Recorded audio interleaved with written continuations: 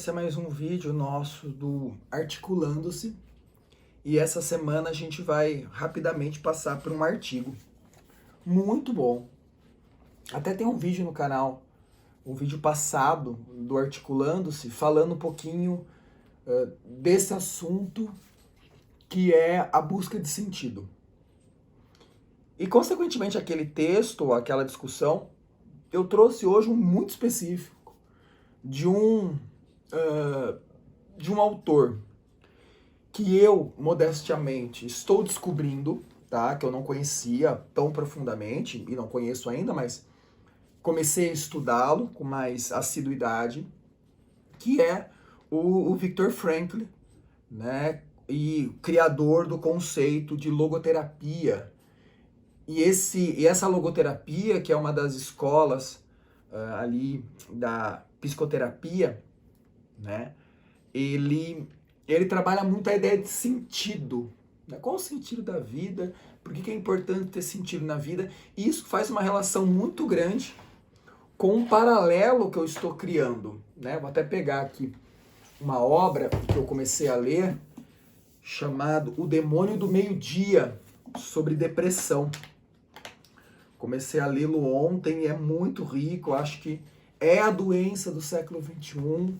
Né? É o mal do século XXI, nós estamos na era neural, nós estamos na era das doenças neurais, eu acredito. Isso também vem de uma outra obra que eu li também nessa esteira, chamado Sociedade do Cansaço, que vai ter vídeo futuramente aqui no Articulando-se. E aí eu cheguei, então, num artigo deixa eu ver de quem que é aqui, da Universidade Federal do Paraná, lá em Curitiba, não sei, Neir Moreira, não sei se Neir é homem ou mulher, mas Neir Moreira e do Adriano Holanda, onde eles vão, nesse artigo, publicado na revista da USF, Psico, né, um artigo pequeno de 12 páginas, 10 páginas, chamado assim, ó, Logoterapia e o Sentido do Sofrimento, Convergências nas Dimensões Espiritual e Religiosa. E para a gente iniciar o Articulando-se, a gente precisa então entender basicamente o que vem a ser a logoterapia. E a logoterapia, como o Viktor Frankl vai falar numa obra excelente dele, chamada Em Busca do Sentido, talvez a mais conhecida também, é o seguinte: a logoterapia é a busca de sentido. Né? Nós vamos ter lá a escola de Adler, na psicologia ali, que vai trabalhar muito a ideia de poder. Aí nós temos uma escola mais famosa, que é a escola ali do Freud, que vai trabalhar a ideia de prazer, né, a ideia de prazer. E aí vem o Viktor Frankl e vai criar a escola, que eles chamam de terceira escola vienense de psicoterapia, que é a escola do sentido. E por quê? Porque a logoterapia, ela é teísta, então ela tem uma religiosidade, ela tem um credo, ela é humanista, fenomenológica e existencial, e a gente vai perceber tudo isso ao longo da nossa conversa. Então o texto foi super mega lido, vale a pena lê-lo. Né? Eu quero ver se eu consigo colocar o link desse artigo aí embaixo, tá? E aí eu fiz algumas anotações no meu fichamento desse artigo que a gente partilha e pode até conversar um pouquinho. E eu começo já na definição ou na afirmação de que, ó, tá lá no texto até, que a questão não deveria ser o que eu ainda devo esperar da vida, mas sim o que a vida espera de mim. O que eu espero, não é? Percebam, já é uma pedrada logo no começo, né? O que eu ainda espero ou devo esperar da vida, não, mas na verdade o inverso, né? O que a vida espera de mim? Olha como é uma mudança de perspectiva. Porque se eu coloco a ideia de que o que eu ainda devo esperar da vida é passividade. Se eu coloco o que a vida espera de mim é positividade, é ação. Ficou claro ou ficou confuso? Ó? O que eu ainda devo esperar da vida? O que a vida vai me dar? O que eu devo esperar da vida? O que ela vai me dar? Veja, é como se eu estivesse sentado esperando a vida me dar alguma coisa, jogar alguma coisa no meu colo. Quando eu mudo essa perspectiva e coloco o que a vida espera de mim, é tipo, o que você vai fazer da sua vida? Qual atitude você vai tomar na sua vida? Isso é uma ação, isso é positividade. Né? Isso é o fazer, é o sim. E por que isso é importante? Porque é essa a questão central do Viktor Frankl. A questão central a questão central do Viktor Frankl, eu escrevo isso, ó, não é a busca de um sentido qualquer. E um sentido qualquer aqui eu posso falar o dinheiro, um sentido qualquer aqui encontrar um amor, um sentido qualquer aqui eu posso falar dar certo na vida, que é um termo muito complexo na minha cabeça. Né? O que é dar certo na vida? Mas sim a busca do sentido. A busca do sentido. O dinheiro é um dos sentidos, né? A felicidade é um dos sentidos. O prazer é um dos sentidos. A busca da justiça, a busca do amor, a busca do companheirismo é um dos sentidos. Mas qual é o grande sentido? Por isso que o Frankl trabalha muito a ideia que, no fundo, não é o prazer que nos movimenta, mas é o sentido para aquilo. É o sentido para aquilo. O prazer faz parte da vida, mas ele não é o motor da nossa história. Porque o prazer cansa. Se você não encontra prazer, se você não encontra sentido naquilo que você está fazendo, consequentemente você acaba, vamos dizer assim, se entediando. Pega essas pessoas, pega a história do filho pródigo. Foi, pegou todo o dinheiro, foi lá, gastou, né, tacou fogo no mundo. O que ele faz no final? Ele volta. Ele volta para aquilo que tinha sentido para ele, que era a família dele. Que era a base dele.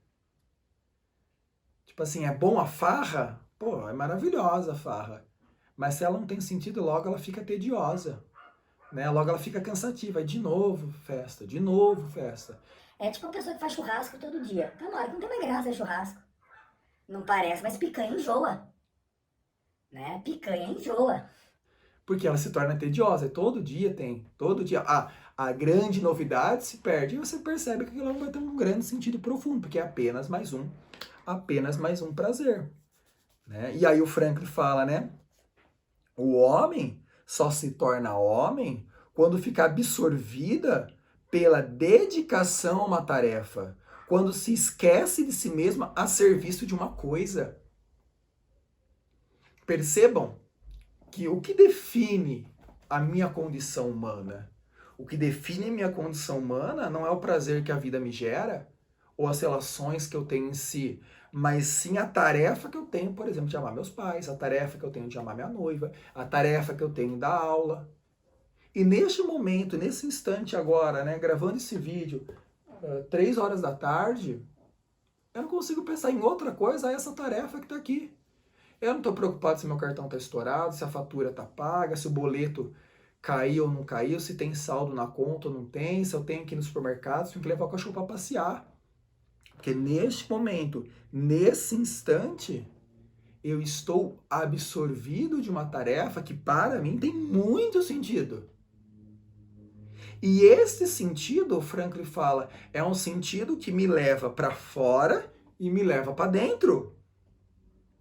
E aí ele fala que, ó, o sentido tem um caráter objetivo de exigência e está no mundo, não no sujeito que o experiencia. O sentido está fora da gente, não está na gente. Nós podemos colocar sentido, mas ele está lá. Ele não está aqui. Não é interno, externo, é externo, interno. Tanto é que no texto, né, eu escrevo isso aqui, ó. O homem só se torna homem e só é completamente ele mesmo quando fica absorvido pela dedicação a uma tarefa. Quando se esquece de si mesmo a serviço de uma causa, ou não, ou no amor a uma pessoa. É como o olho, que só pode cumprir sua função de ver o mundo enquanto não vê a si próprio. Esse é um grande sentido da coisa. É de fora para dentro e não de dentro para fora. E isso vem de um princípio que o Viktor Frankl vai chamar de princípio autoanulativo, que é o grande mal do século XXI, talvez, que é a busca desenfreada pela felicidade incondicional. Né? A busca exacerbada pela própria verdade, pela própria felicidade, perdão. Só que essa felicidade que a gente fica buscando rotineiramente, constantemente, como se a gente fosse bêbados de Prozac, bêbados de Ritalina da vida, aí todo felizão, todo alegrão, em busca dessa felicidade, talvez, Frankl fala que é uma loucura. Por isso que é um princípio autoanulativo. Por que se autoanula? Porque essa busca dessa felicidade não se encontra. Não, Matheus, nesse momento a minha maior felicidade é ler esse livro. E aí, beleza, você vai, leu e acabou. Bom, a felicidade acabou também. Se sua meta de felicidade era ler esse livro, você acabou ele, o que aconteceu com a sua felicidade? Desapareceu. Logo, a felicidade, ela não deve ser buscada. Frankl diz que ela ocorre de maneira natural, no processo do fazer, né? No cotidiano da vida, no rotineiro da vida. Porque quanto mais o homem persegue uma ideia acabada de felicidade, e os autores do artigo falam isso, né? Quanto mais o homem persegue uma ideia acabada de felicidade, prazer ou sucesso, mais ele se distanciará do seu objetivo. Por quê, Mateus? Porque ele não alcança. E quando alcança, ela desaparece. Não estou dizendo aqui na minha pífia análise do Frankl que a gente não tem que ter objetivos na vida, não é isso.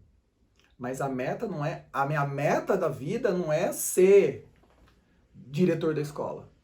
Porque eu posso chegar lá e quando chegar lá, toda essa meta vai desaparecer, ou toda essa felicidade que eu esperava por ser diretor, ela termina. Então onde está a felicidade? No natural. Ela acontece no natural, né? Ela acontece enquanto eu faço ela, e não como fim último. Tem um livro sobre isso, que eu não vou me recordar o nome, claro que eu vou me recordar o nome, chamado Motivação 3.0, onde ele fala justamente isso. Aqueles que buscam metas na vida acabam meio que esquecendo que a felicidade não está ao fim, a felicidade está no durante. A felicidade está no processo. A felicidade está quando se faz. Porque se você guarda toda a sua felicidade para quando você atingir aquele objetivo, o tempo que você vai demorar então para atingir aquela meta será sem felicidade. Porque essa felicidade sua é só quando você tiver aquele objeto em mãos. Todo esse tempo que você tiver sem aquele objeto, você vai ser triste. Por isso que o melhor jeito de nós nos motivarmos, né, vamos usar esse termo, é nós entendermos que a felicidade ela tem que ser constante, ela tem que ser natural, ela tem que ser rotineira. E aí é interessante, porque aí você vai falar, Matheus, então nós temos que ter um equilíbrio na vida? Frankl diz que não. E aí no texto tem um termo em grego, eu acho, chamado homeostase, que é justamente essa habilidade de manter o equilíbrio, de manter o meio termo, aquilo que Aristóteles vai chamar de mediana, que gera eudaimonia, que é a verdadeira felicidade. Frankl fala, não é por aí que a coisa caminha. Não é a gente ser meio blasezão, não é misturar Coca-Cola com vodka, tipo meio a meio. Mas sim, nós, enquanto seres humanos, temos que ser no-dinâmicos, vai dizer Frankl. E o que é a no-dinâmica aqui? A no-dinâmica, como os próprios autores vão dizer, é a tensão interna entre aquilo que eu sou e aquilo que eu deveria ser. Veja o termo. Não é o que eu quero ser. É o que eu deveria ser. Ser enquanto homem, ser enquanto pessoa, ser enquanto indivíduo, ser enquanto cidadão. Por isso que aí nós entramos nessa discussão no termo de sacrifício. Quando nós nos sacrificamos por algo, nós nos sacrificamos por aquilo, porque aquilo tem um sentido. As pessoas morrem por sentido. As pessoas matam por sentido. As pessoas pegam um avião, colocam no meio de um prédio porque eles veem sentido naquilo. Né? As pessoas votam no Lula porque encontram sentido. As pessoas votam no Bolsonaro porque encontram sentido. As pessoas votam no João do Gás porque encontram sentido no João do Gás. E elas se sacrificam em nome dessas coisas. Por quê? Porque sacrificar algo, como uma mãe que sacrifica o seu tempo à noite, que poderia descansar ajudando o filho a fazer o dever de casa, como um filho que sacrifica o seu tempo de brincar por estudar, porque quer dar uma vida melhor para os seus pais, esse sacrifício, ele é medido pelo valor, pelo preço. Por que é um sacrifício? Porque aquilo lá tem um preço, aquilo lá tem um peso. E justamente por isso que sacrificar-se é dar sentido às coisas. É entregar-se. E aí é interessante porque no texto fala assim, ó. Não é o que eu guardo comigo que retém valor. É o que eu sacrifico que adquire valor. O que eu perco adquire valor. O que eu guardo, o que está comigo, mas o que eu perco em nome disso, exemplo, eu poderia agora, neste momento, estar deitado na minha cama, dormindo. Eu poderia agora, por exemplo, estar na piscina. Eu poderia agora, por exemplo, estar lendo. Mas eu decidi me sacrificar por outra coisa. Ou seja, eu decidi me sacrificar por aquilo que está fora de mim. E o que está fora de mim é o que adquire valor. Ou seja, eu prefiro, então, gravar uma aula. Eu prefiro explicar Viktor Frankl. Eu estou sacrificando as outras coisas em troca disso, porque esse momento agora, nesse instante, tem o seu valor. Ah, Matheus, então a vida tem que ter um grande significado. A vida... Desculpa. A vida tem que ter um grande sentido? Sim. E aí você pergunta, tá, então o sentido da vida existe? Existe. Aí você fala assim, ok, e como que eu encontro? E aí no texto fala assim, trata-se apenas de encontrá-lo. Então, a vida tem que ter sentido? Tem. Como que eu encontro? E aí vem a resposta. Nenhum homem inventa o sentido da vida. Cada um é. E agora, o que você vai escrever aqui? Cada um é criado e impelido pelo sentido da própria vida. Cercado. Eu não vou criar o sentido, a vida vai me dando sentido. A vida vai me entregando sentido. As ações que vão acontecendo na minha vida vão dando sentido a ela. Eu não preciso ir buscando, desenfreado, então eu preciso encontrar um sentido para a vida. Não, olha para a sua vida. Olha para as coisas à sua volta. Elas naturalmente vão mostrando sentido nelas. Elas naturalmente vão formando. Se você não para e não faz esse processo de reflexão, reflexionante, nessa reflexão de você pensar qual o sentido da sua vida, talvez você veja lá um monte de argila. Mas quando você começa a olhar aqui, ali, aquela atitude, aquela história, aquele não, aquele sim, aquela promoção, aquela traição, aquele emprego, aquele desemprego, né? Que ele perdeu o emprego, né? Ser mandado embora. E você começa a pegar tudo isso, começa a ver os amigos que se afastaram, que não eram amigos, os amigos que ficaram, que são fiéis, né? Quando você pega a sua crença, seus pais, na sua vida, tal, você vai modelando, não da maneira que você quer, mas da maneira que essas coisas vão se encaixando na sua vida, e aí você começa o quê? Isso é muito bonito. Você começa a encontrar sentido. Porque, voltamos, isso é importante. O sentido tem um caráter objetivo de exigência e está no mundo, não no sujeito que o experiencia. É de fora. É o pai, é a mãe, é o emprego, é a traição, é a vida, é a morte. Sentimentos, vem de fora. E você vai captando tudo isso e você vai colocando nessa argila, não da maneira que você quer, mas da maneira que essas coisas se encaixam. E quanto mais eu vou visualizando esse sentido da vida, mais a vida vai ganhando uma razão. E é justamente isso que o Franklin vai dizer no texto ali, que meio que define a felicidade. O que o homem procura não é a felicidade em si, mas uma razão para ser feliz. Veja, a gente acabou de falar de felicidade aqui, ou seja, a felicidade não tem que ser uma busca, ela tem que ter uma razão. Eu posso estar no hospital, eu posso estar entubado, né? Sei lá, um exemplo, eu posso estar lá semiconsciente. E por incrível que pareça, as pessoas da minha volta podem encontrar ali uma felicidade, podem encontrar ali um sentido. Exemplo. Que bom que ele não morreu, né? Que bom que ele vai ficar bem. Que bom que ele está passando por esse processo, logo ele voltará ao normal. Veja, a felicidade aqui não está em jogo. O que está em jogo que é a razão dessa felicidade. Por isso que, então, todo sentido tem os seus valores.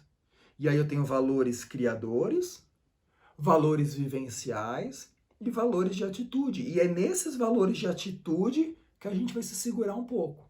Porque o Franklin vai dizer o seguinte, olha, quando a gente pega o sentido da vida e os valores que a vida tem, o primeiro valor são os valores criadores, que realiza mediante um fazer. Um exemplo de um valor, de um sentido da vida que tem um valor criador, trabalhar. Né? Ou seja, ele realiza mediante o fazer. Por exemplo, vou ler esse livro. Ele realiza enquanto eu estou lendo. Há um sentido aqui nele. Eu estou lendo para descobrir, para discutir, para aprender um pouco mais sobre depressão. E ele realiza enquanto eu leio. O segundo valor do sentido da vida, Franklin vai chamar de vivenciais, que eu recebo um carinho, um abraço, um não quero mais você, um sai da minha vida. Eu acolho isso e isso me dá valores. Valores de ser mais cuidadoso, valores de perdoar, valores de ação e reação. E o terceiro e último é o valor de atitude. E esse de atitude é aqueles que nós não podemos mudar, mas nós podemos entendê-lo. Exemplo basicão, a morte. Eu não posso mudar a morte. Eu sei que meu pai vai morrer. Eu sei que minha mãe vai morrer. Eu não posso mudar isso. Mas eu posso entender isso. Seu pai morreu, sua mãe morreu, seu irmão morreu, seu filho morreu. Você não pode mudar isso. Mas você tem uma atitude, e essa atitude aqui é a possibilidade de entender, e entender, olha ali, o sentido deste acontecimento no todo da sua vida. Por quê, Mateus? Porque quando a gente entende o porquê está sofrendo, o sofrimento é aprendizado. Quando a gente não entende o porquê está sofrendo, então o sofrimento ele é extremamente lamurioso. Ele é tristeza, ele é sofrimento, ele é reclamação. Aquele que entende o porquê está sofrendo, entende como aprendizado, entende como pedagógico, entende como diferente daquela pessoa que apenas está então reclamando, falando que a vida não presta, que tudo dá errado, que nada funciona, que Deus não olha para ela, que o mundo tá errado, que ela tem que sofrer mesmo. São atitudes diferentes, uma é extremamente passiva, a outra extremamente reativa. Uma pega o sofrimento e sofre. A outra sofre, porém aprende. E aquele que aprende é melhor do que aquele que só reclama. E justamente por isso, e aí tem uma citação muito interessante, que se eu não me engano a memória eles utilizam, que é a citação do Nietzsche, que vai dizer o seguinte, deixa eu ver se é isso mesmo. Não. Não é sim, ou não é? É uma citação do Nietzsche aqui, ó. Quem tem um porquê viver pode suportar quase qualquer como. Se eu tenho um sentido no meu sofrimento, eu suporto aquele sofrimento. Aquilo que o Nietzsche vai depois criticar no cristianismo. Mas aqui no Franklin faz o sentido justamente de entender o sofrimento, entender e ter essa atitude de que tem coisas que nós não podemos mudar, porém nós podemos compreender, faz e sempre fará toda a diferença para aquilo que eu vou chamar de sentido na vida. Por quê? Porque aí o Franklin trabalha um conceito que é importante, que é o da morte. De que nós vamos morrer. Que nós não podemos tirar dos nossos olhos, né, que nós não podemos tirar da nossa memória de que a morte vem.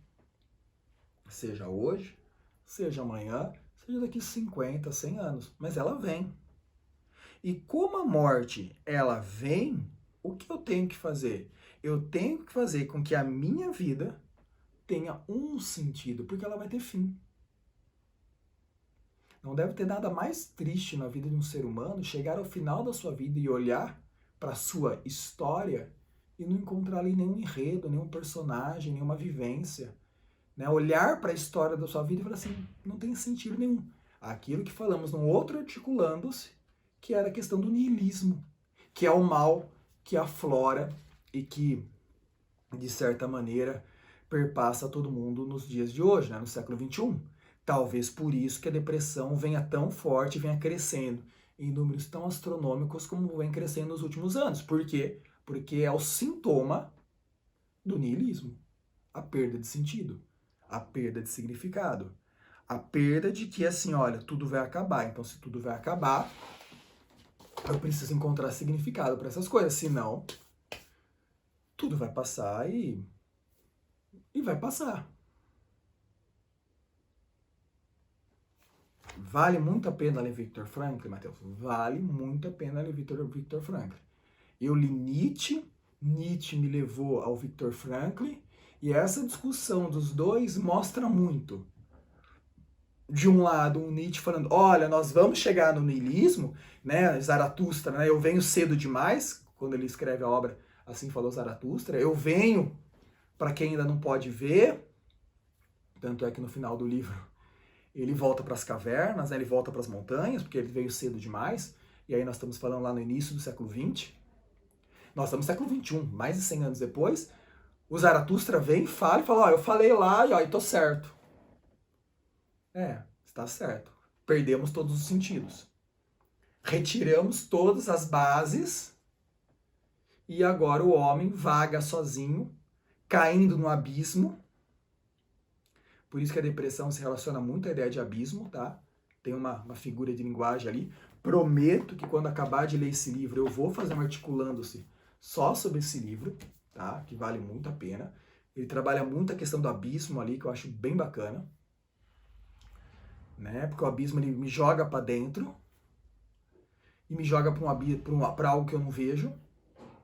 Então o homem se jogou nesse abismo, que é o niilismo, e o Viktor Frankl meio que vem e fala, olha, mas precisa ter um sentido aí, senão você cai nesse abismo mesmo. Então, assim, eu acho que falta um pouco dessa discussão de um lado Nietzsche, dizendo, olha, o niilismo está aí, e o Viktor Frankl dizendo, olha, precisa ter um sentido nas coisas. Senão a gente vai ficar extremamente doente. Qual o mal da sociedade? Qual a doença da sociedade? A depressão. Pessoal, é sobre isso, tá? Agradeço a participação de todos, fico muito feliz. Até semana que vem com mais Articulando-se, né? Semana que vem a gente vai trabalhando outros assuntos. A ideia do Articulando-se é essa, ou seja, é ser cada semana uma temática diferente, sempre naquilo que eu tô lendo, naquilo que eu tô estudando e tentando partilhar, ensinar, conversar, discutir, aprender com todo mundo, tá bom? Um abraço, até a próxima semana, obrigado.